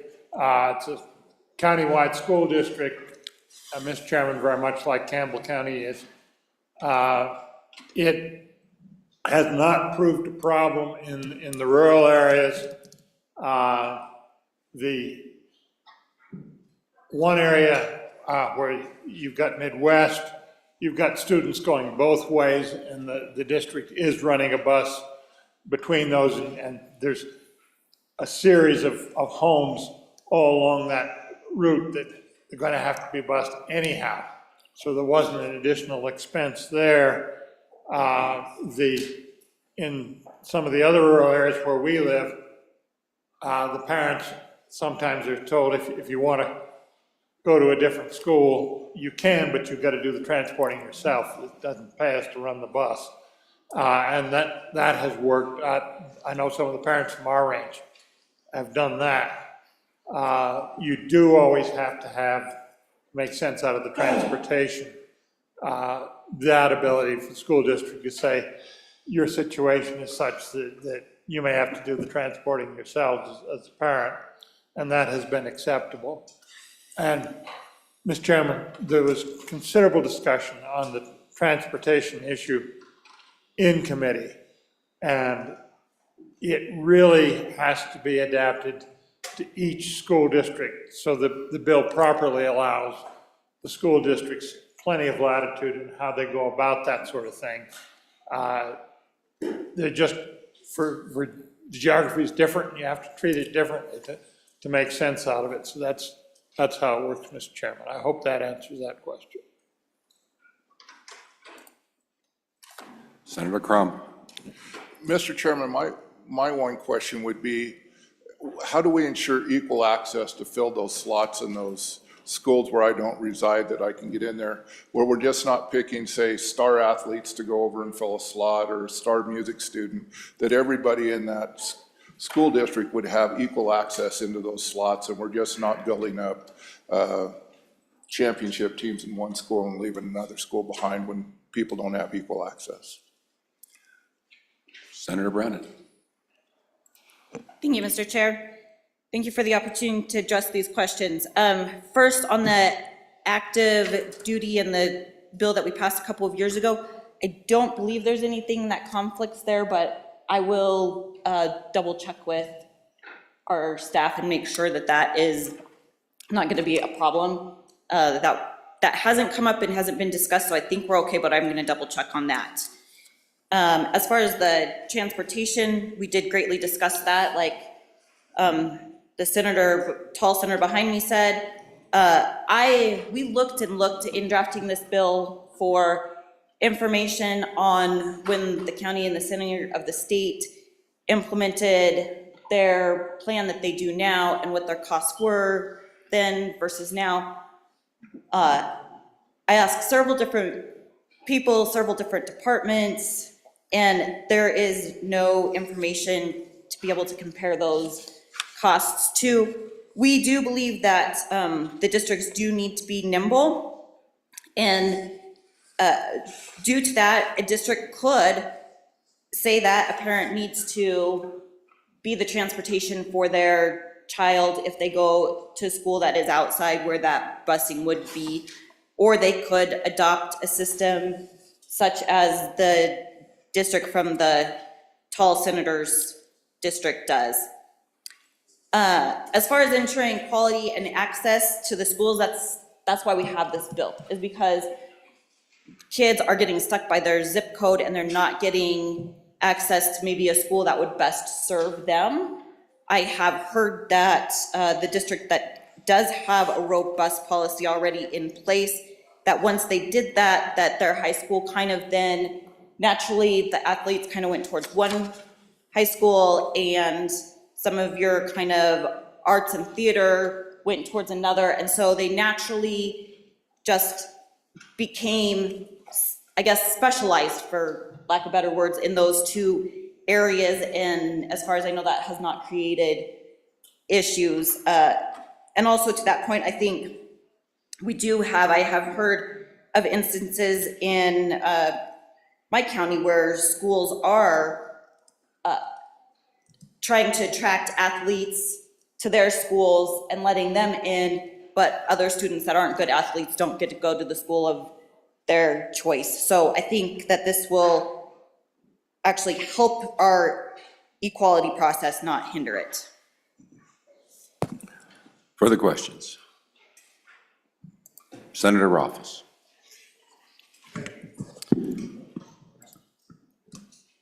Thank you, Mr. Chairman. Or was it Senator Landon? Is it Senator Rothfuss? Senator Office. Okay, thank you, Mr. Senator Chairman. Landon next. Awesome. Thank you, Mr. Chairman. I just took a minute to look through the legislation that was passed a couple of years ago related to military school choice, and reading through it, there doesn't seem to be any conflict or really any challenges. The military school choice is actually more along, once you've registered for a school, that's in the B paragraph on 21-43022. You actually have the opportunity during the school year to transfer from a school that you've registered for. The legislation from the good senator from here in Laramie County that we're discussing is actually registering for the school in the beginning as a school choice. So they're kind of different mechanisms. And in my read, I honestly see no problems with them integrating well together. So just that comment on that. Senator Landon.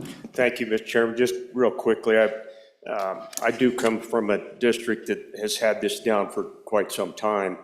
The only hesitation I might have, just wondering for everyone's consideration, this, the language in the bill, basically says that any pupil can enroll in any school of their choice. Well, even in my district, which has school of choice, students don't get their school of choice. As you might imagine, there are some schools that students want to go to and they're full. So I just want to make sure that we're not coming in over the top of the district and creating a situation where somebody walks in and says, well, it says by state law that you've got to let me in here even though the school is full. Just wondering about that and whether or not that came up in any conversation in committee. Thank you. Senator Schuler. Thank you, Mr. Chairman. Yeah, there are some exceptions. Good question on page 4. It just talks about the school board trustees may decline to enroll a pupil within that resident school district if there's not capacity at the school they want to go to. And also if they've been in trouble, if they've been suspended or expelled, that's another exception. So they're not required to start a new program just for that student that wants to move over, and it's pretty much due to, capacity more than anything else. So obviously those kids that have been there and have been attending school there get first crack at it, and all the others will be paid based on a individual basis. Further questions? Senator Brennan, did you have anything to add? We're good? Okay. All those in favor of Senator Schuler's motion that when the committee of the whole rises to report it, do so with a favorable recommendation of Senate File 109, please say aye. Aye. Those opposed? Senate File 109 has passed the committee of the whole. The next bill for our consideration is, I believe, Senate File 115. Would the reading clerk please read in Senate File 115? Senate File 115, Judicial Review of Agency Actions, Limitations, an Act Relating to Administrative Procedure, sponsored by Senator Nethercott, was referred to Committee Number 1, which returned a committee recommendation that it do pass. Ayes, Senators Craigo, Hicks, Coleman, Olson, excused Senator Crum. Senator Olson, Chairman.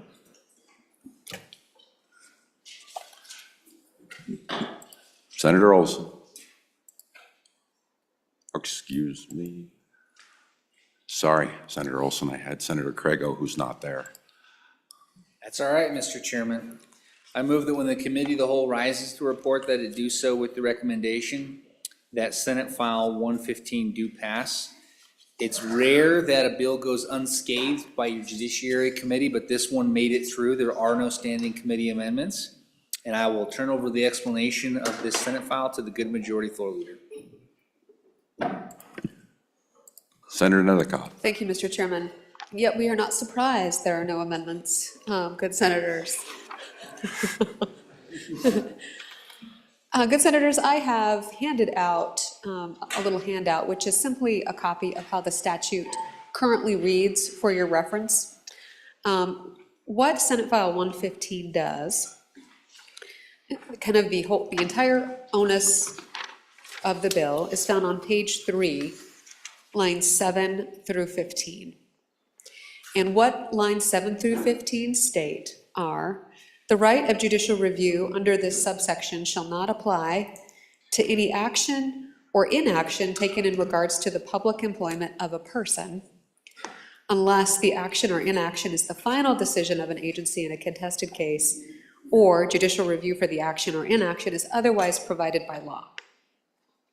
The rest of the bill is simply kind of a restructuring based on what you see as this massive run-on sentence of what is currently in statute in paragraph A, and it just restructures it in a way that makes it more understandable, but it doesn't add anything new. So the only new concept we're adding into this statute, again, is found on page 3, lines 7 through 15. What the courts have been experiencing is public employees that receive a level of discipline, such as a written reprimand, are able to appeal that decision to the district court.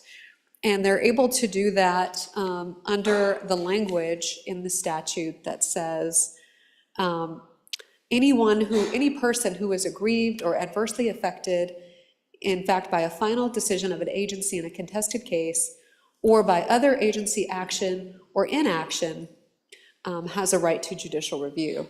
And our district courts have interpreted that, based on the statutory language, that it does in fact authorize public employees to appeal any adverse action or corrective action that they may experience in their public employment to the courts. And so that's, I don't think, the policy that we were intending here associated with this provision. This statutory provision typically applies to, for example, when a county commission denies a zoning permit or a liquor license is denied by a city council, and it allows somebody who's adversely affected to appeal to the district court to review that decision. Not necessarily, it doesn't, I don't believe the legislature contemplated the authorization for public employees to appeal to the court every time they were unhappy with an employment decision of their employer. That said, this bill does not alter any public employees' rights to have their termination decision appealed to the court. It doesn't alter any of those rights. It just clarifies that this statutory provision does not apply to public employees concerning the corrective action that they may receive from their employer. So with that, I'm happy to stand for questions and ask for your favorable consideration. Further questions? Seeing none. All those in favor of Senator Olson's motion that when the committee of the whole rises to report, to do so the favorable recommendation of Senate File 115, please say aye. Those opposed? Senate File 115 has passed the committee of the whole. The next bill for our consideration is Senate File 122. Would the reading clerk please read in Senate File 122?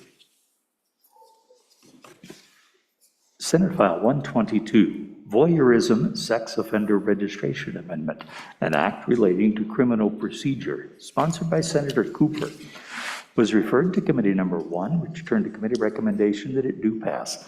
Ayes, Senators Crago, Hicks, Kolb, and Olson. Excused, Senator Crum. Senator Olson, Chairman. Senator Olson.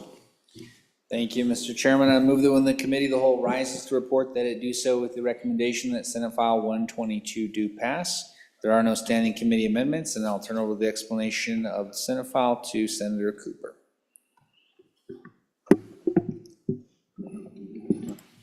Thank you, Mr. Chairman. This bill, some of you will remember back in about 21, I believe it was, we heard some testimony from some folks that a gentleman had placed a video camera in a restroom in a place of business and had recorded several ladies in that restroom to the tune of somewhere in the thousands of videos that he had recorded. If we change the very old, outdated voyeurism laws to include a more modern look at at what this constitutes. You know, years ago, voyeurism was probably somebody peeking in the window. But obviously with technology and the way society's changed and the instruments available to do this have changed. We changed this law to include a crime of felony voyeurism. When we did that, one of the things that's happening out there is, as research has shown, roughly about 20% of the perpetrators of this type of crime return to the same types of crimes.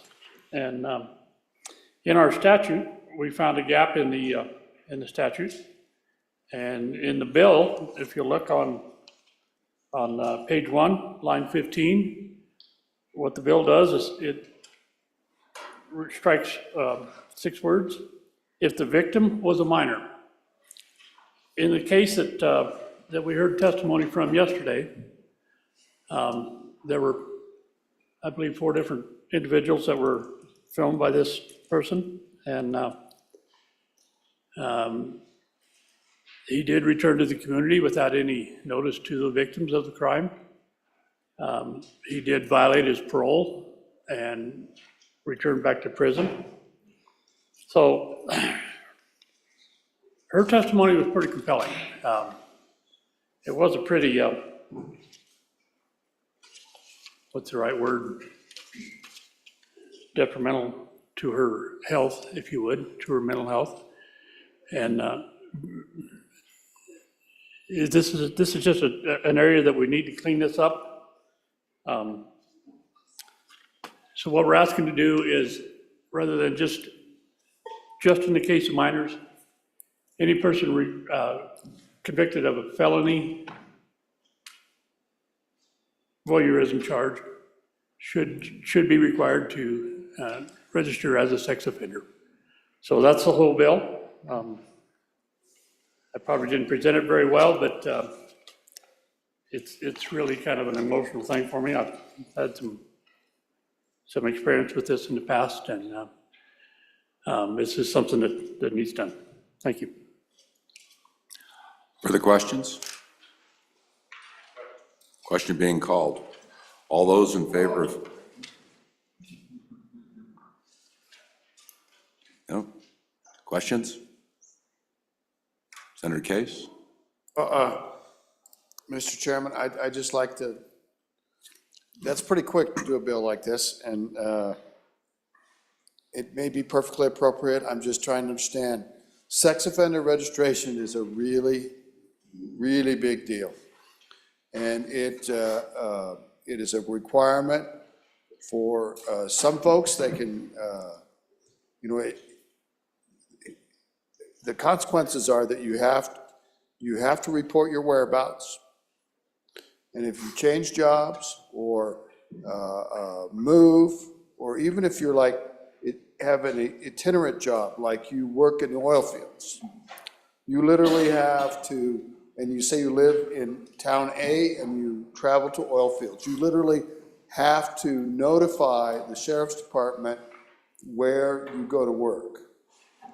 And then you have to notify them that you're going back home. And it is a very big burden that no doubt, many people deserve. And this, I'm trying to look under, if we could have the differences between, for example, felony voyeurism versus the misdemeanor that we're taking out, and just to understand this a little bit more. If you get on the registry, will you ever be able to get off? Can a person get off or not? I want to ask a question. Can under some parts, some levels, after 10 years, a person can petition the court to get off the registry? And that's a pretty big deal. And it's not an easy proceeding. So we need to protect children. We need to protect everyone. But we also have to be thoughtful about what we're doing, and I'd like to understand more of the elements of this. And I'm always, my dear friend and colleague, I'm always afraid when someone says this one's kind of personal to me. That's a terrible, that's a really good reason to bring legislation, and sometimes it's not the best reason. So I'd like to know more.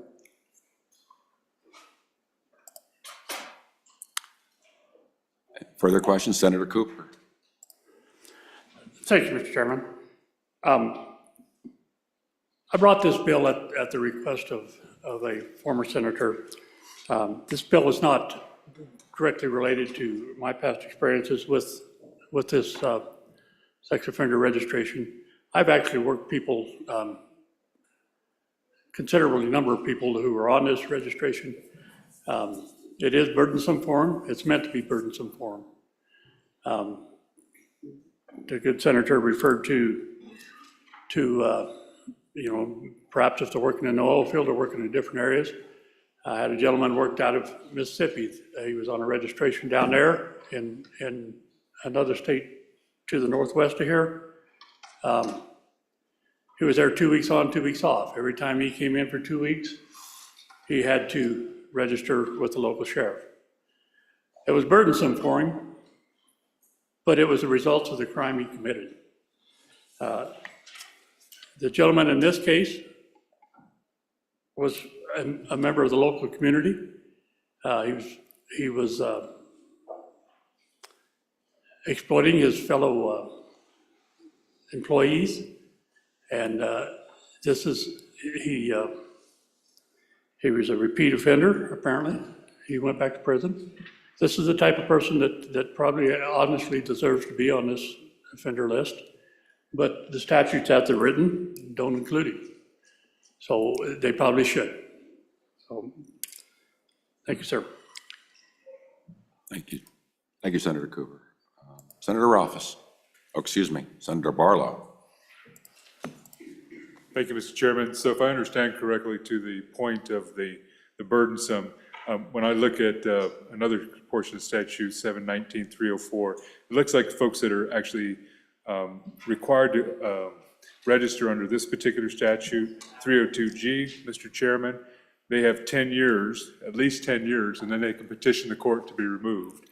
If they have such a record, et cetera, the court can actually remove them from the requirement. So I think there is a potential for these folks to be removed from it over a period of time based on their behavior. Thank you, Mr. Chairman. Senator Nethercott. Mr. Chairman, thank you. I think just a broad picture overview, the purpose of the sex offender registry is not punishment, even though you think it is. It's not. It's intended to protect the public. And that prohibition, that requirement to be on the registry continues long after the person has served their time and completed probation and parole and other requirements associated with their punishment. It's a notification registry to the public to say this person is potentially dangerous.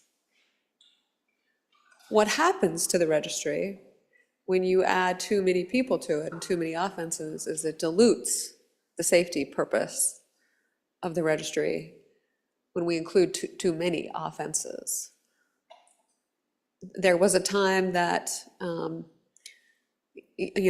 number of people were caught up with perhaps taking actions while intoxicated in public places, and they're on the registry, where they're not necessarily sexual predators, but they violated an obscenity law of some sort and found themselves required to register for a period of no less than 10 consecutive years.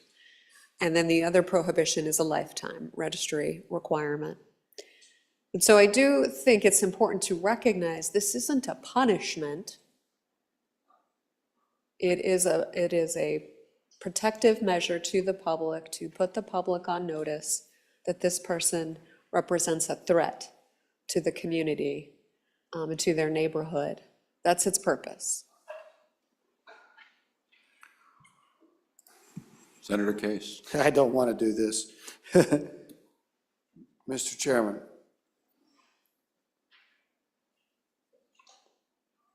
Observing people without their knowledge for the purpose of sexual arousement and gratification is wrong. It's a terrible crime. It's a really bad crime. It's not a violent crime. It is not rape or sexual intrusion or coercion. But it's terrible.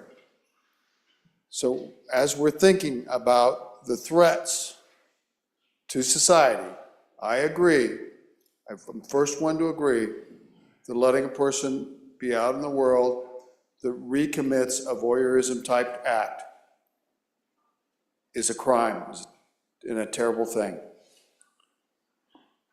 Is it the same threat to society that a violent, that the other type of sex offender is or not? Is it the same threat to the public? The level of harm. I know the level of harm is incredible. This is a really complicated area of the law, and we're making decisions that last a very, very long time. And the perpetrator to qualify under the felony could be 18. And I don't see a differential for ages. And I'll tell you what, I don't think 18-year-olds are very smart. I really don't.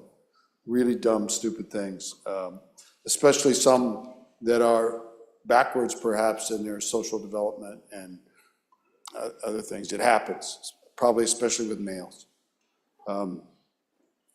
Most of us are still backwards today, but anyway, I just got to think about this a little bit more. It seems pretty black and white to all of you maybe, but I couldn't let this go through without us talking about this more and thinking about it. So what is the threat to society? How severe is it? Can we talk about that? Senator Olson. Thank you, Mr. Chairman. So the threat to society is real. The perpetrators of voyeurism, what we know about them is that they often do not commit one act and then they're one and done. In fact, they usually have elevated acts that subsequently follow in their lifetime. And those elevated acts involve either possession of child pornography or filming of children, or the crimes that the good senator from Lander listed off, rape, sexual intrusion, some of the most heinous crimes that can be committed in our society are committed by these perps of voyeurism.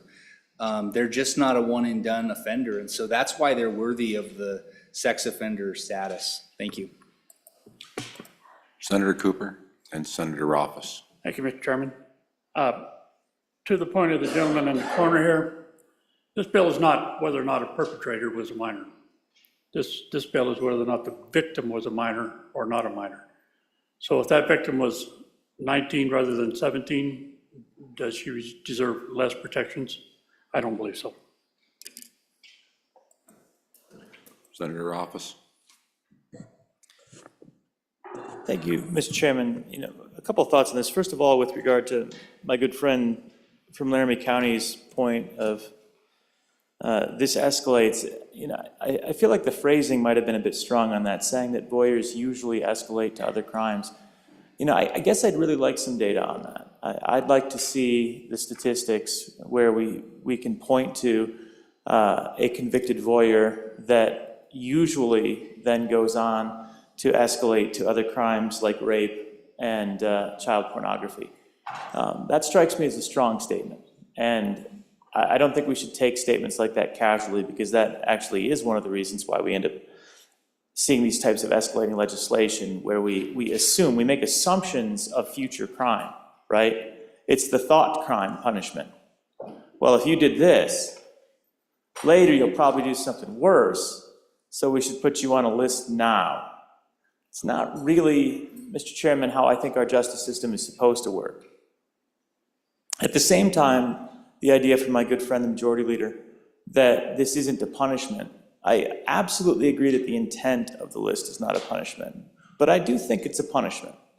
The idea that you're on a list of public shame for 10 years or the rest of your life, that's a punishment. You have to register, you have to follow specific rules, you have to conform to requirements.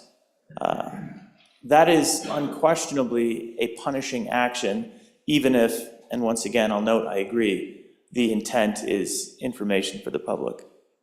But Mr. Chairman, I share her concern that when we make these lists long, when we project the thought crime, when we add as many to the list as possible, the list stops serving its original purpose.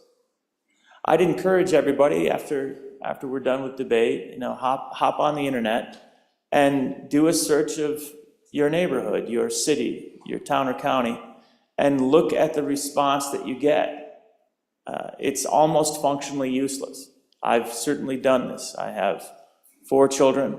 This is something that I looked up. And candidly, as I'm looking at the list, I think to myself, I wish it would just give me a list of the people that I should be afraid of on behalf of my kids, instead of a list of everyone that's committed any sort of crime on the list since 1960 or whatever it seems to go back to. It does not give discriminating information that's relevant based on the fact that you do fear those that have been convicted of violent crimes and certain offenses that you just don't want your kids around. So we need to be very cautious, I think, Mr. Chairman, with this type of legislation that simultaneously provides that punishment for what might be done and waters the system down that does serve a critical public function when it's being used correctly, so that parents as well as community members can understand where true risk exists. So I share the concerns of some of the colleagues, and I'd like to hear and understand a little bit more. I'd also, again, call for specific data if we're going to assert that voyeurs usually go on to commit other crimes. Senator Dockstader. Thank you, Mr. Chairman. I've got some concerns here. We're kind of trying to dilute this situation. When is information a bad thing? I think we, as parents, as grandparents, deserve to have that information. We should have the list.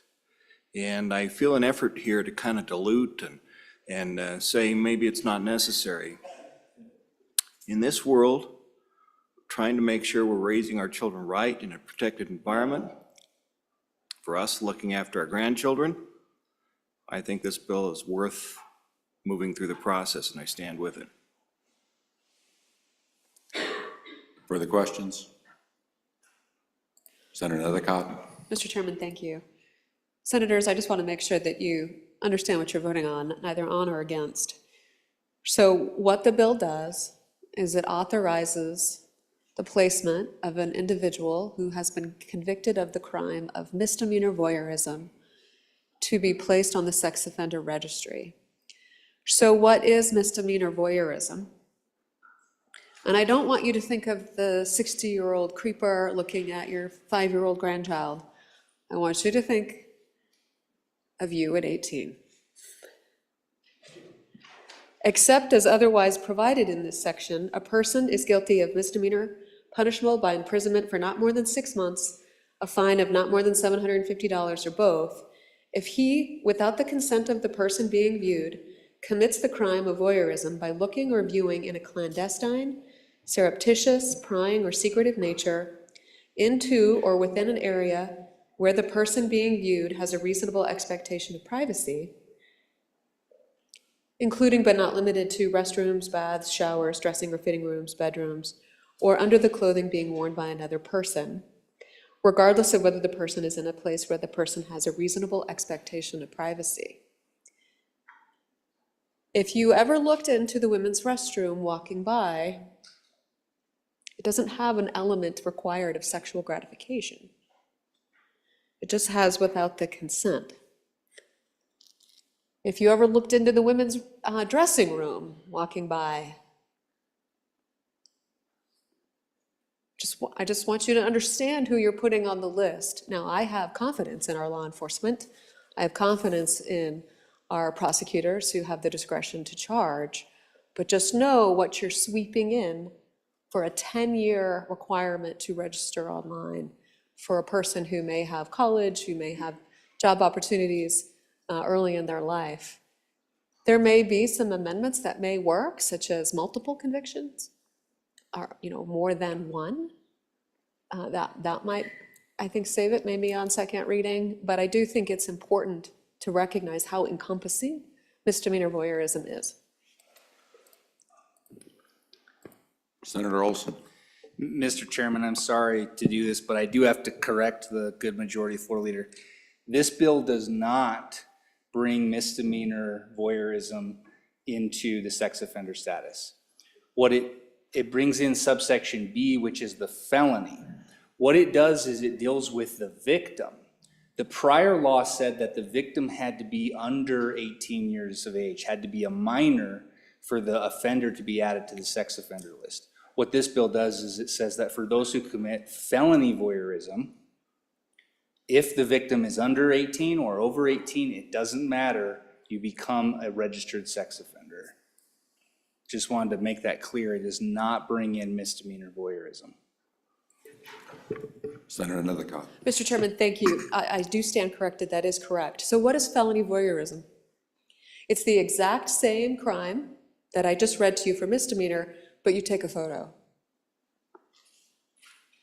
Because nobody has a camera in their hand anymore, particularly those 18-year-old boys. So that's the distinguishing feature that distinguishes a misdemeanor or a felony. You take a photo, you capture it through a camera, video camera, or other image recording device. Same elements. Senator Craigo. Thank you, Mr. Chairman. I just wanted to maybe add a little color to this, and I think this might address one of the questions from back in the corner regarding, you know, if a minor commits this crime. If you look in subsection C to 64304, it creates a status offense. So if you're a minor, it is not a felony, it's a misdemeanor. And so this particular proposed language or proposed bill would not apply in that situation. Senator Jones. Mr. Chairman, I just have a question. In my profession, we have apps that we use to check out some of the clients since we are in properties alone with individuals. And I'm wondering if voyeurism actually would show up on there. I do know that sex offenders do. And I'm just wondering the differences between that to see how protected we are. Further questions? Would someone like to take that question? The last one, Senator Olson? No? You'll pass? Okay. Are you ready for the question? Okay. All those in favor of Senator Olson's motion that when the committee of the whole rises to report it, do so with a favorable recommendation of Senate File 122, please say aye. Aye. Those opposed? Senate File 122 has passed the committee of the whole. The next bill for our consideration is Senate File. Senator Nethercott, Majority Floor Leader. I move that the committee of the whole stand at ease. I'm sorry, that we beg leave to rise and sit again. All those in favor of Senator Nethercott's motion, please say aye. Aye. Those opposed? I'm reading too many things. Motion moved. So that is motion carried.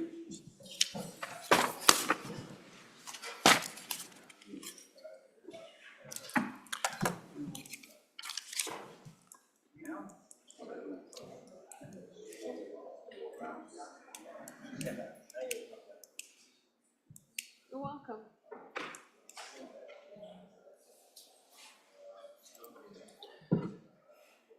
Ellen, do we have any reports?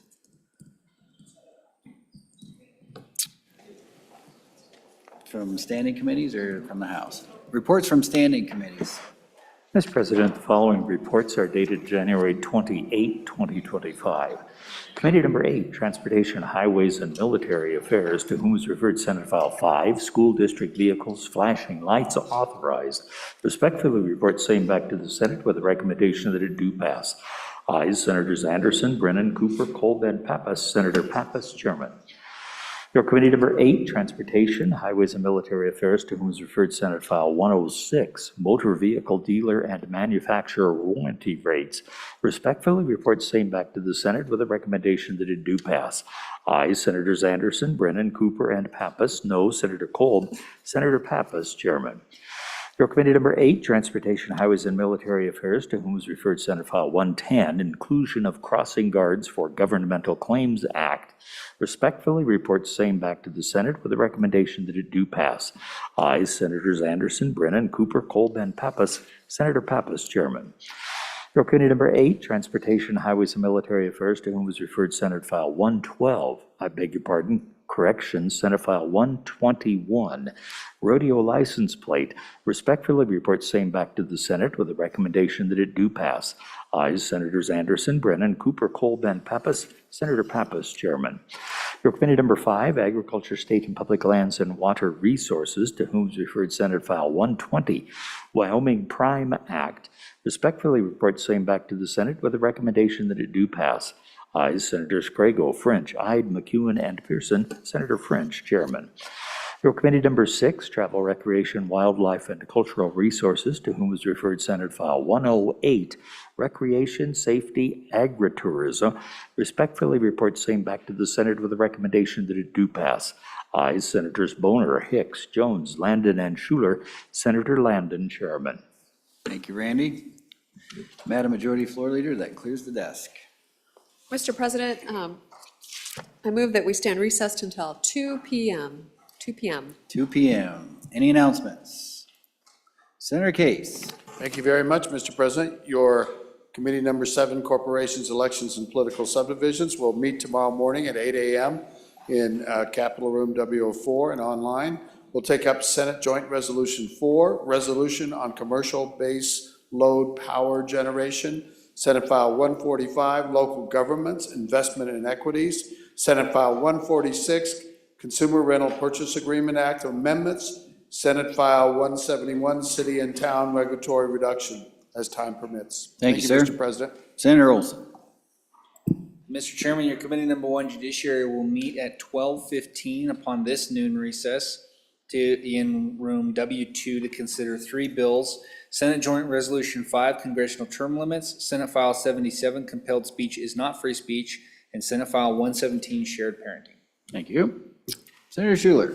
Thank you, Mr. President. Your Senate Committee Number 4 will meet tomorrow morning, Wednesday, at 8:00 a.m., and we'll take a look at the following bills. Senate File 126, Establishment of a K-8 Public Lab School, Senate File 137, School Finance Cash Reserves, and SF 131, Charter School Leasing, if time permits. Thank you.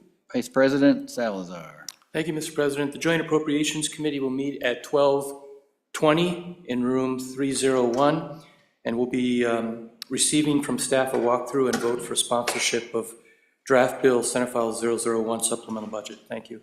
Thank you. Any more announcements? Senator McEwen. Thank you, Mr. Chairman. Committee Number 3, Revenue, will be meeting upon noon recess tomorrow. We will be finishing up Senate File 85, Constitutional Enforcement of Localities, Senate File 150, For-Profit Trade School Property Tax Exemption, and Senate File 153, Residential Real Property Taxable Value. Thank you, Mr. Chairman. Thank you. Any further announcements? All right, you've all heard the motion. All those in favor say aye. All those opposed? Senate shall stand recessed until 2 p.m.